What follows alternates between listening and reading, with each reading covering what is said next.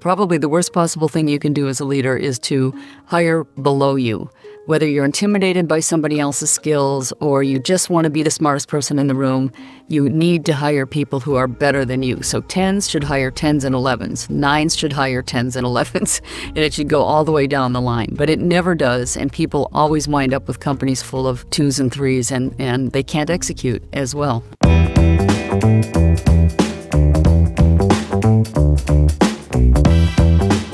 I'm Andy Cunningham, and I am president and founder of Cunningham Collective, a marketing consultancy based in Silicon Valley, and I've been an Aspen Institute trustee for 25 years. And here's some things that I have learned about leadership over the course of my career.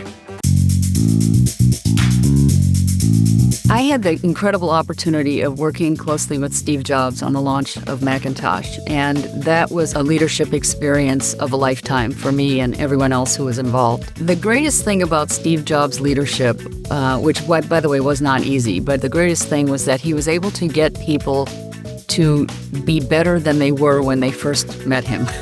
So he put the bar so far up there and made you figure out how to get up there. And that was the inspiration part of his leadership, is he inspired you to be better all the time. But he also expected you to be better. His expectations were always just beyond what you thought you could do.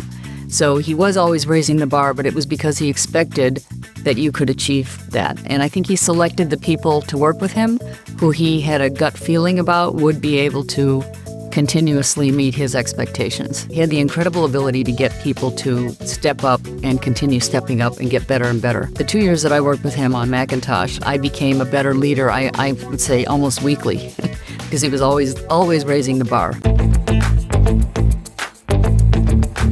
I think that communication is probably the most important criteria of a good leader. It's on many levels, right?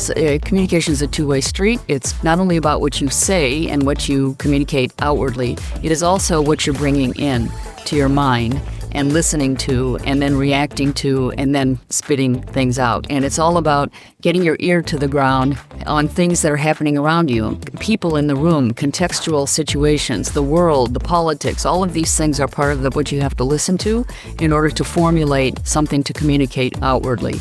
And all communication from leaders is about inspiration. It's about getting people to do things.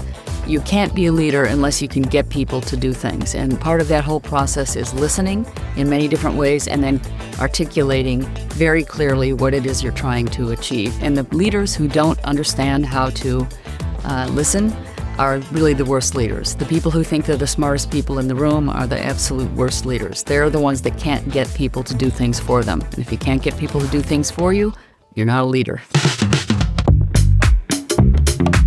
I think one of the most important things in leadership is the culture that you're building inside your group, your team, your organization, your company, whatever it is.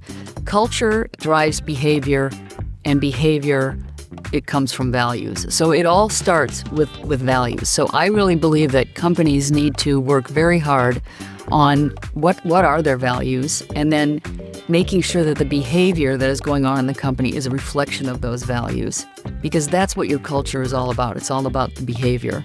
And I have to say that most companies will have their values written up on the walls, right? They got integrity, they got honesty, they got customers first, they got all these phrases.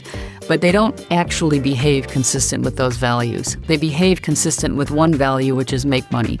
And when you do that, you're compromising the behavior of everybody in your company and building a culture that isn't designed to actually get done what you want to get done. So culture, to me, is really critical. You have to give people the freedom to execute things the way that they think they should be executed and not micromanage them. You can't get a bunch of people to do things for you if you're micromanaging them. So you give them the goal, you set the expectation, and then you let them do it. And if they fail, first of all, you need to celebrate failures, because they'll never fail again, which means they'll never try again if you don't celebrate them. So you need to celebrate them, but then you need to give them a little bit of guidance about how to not fail the next time. And then you have to not tolerate multiple failures. So it's all a very delicate balance.